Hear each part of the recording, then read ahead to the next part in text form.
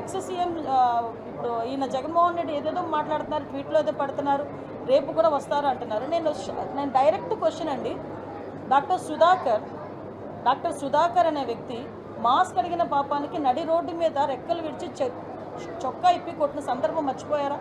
మరి ఆ రోజు ఎందుకు మాట్లాడలేదు జగన్మోహన్ రెడ్డి?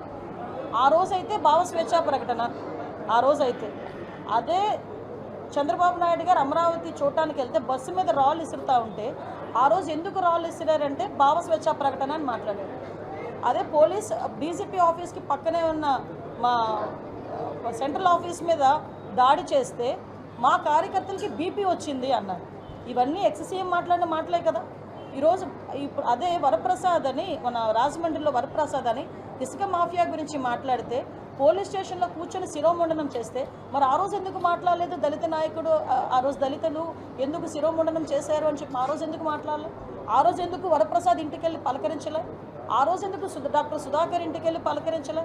ఆ రోజు ఎందుకు ప్రవీణ్ ఇంటికి వెళ్ళి పలకరించలే? అంటే పులివెందల నాగమ్మ అనే అమ్మాయిని చాలా బ్రూటల్గా హత్య చేస్తే మేము వెళ్తే మా మీద అట్రాసిటీ కేసులు పెట్టారే. మరి పులివెందల నియోజకవర్గంలో నాగమ్మ ఇంటికి ఎందుకు ఆ రోజు జగన్మోహన్ రెడ్డి వెళ్ళే?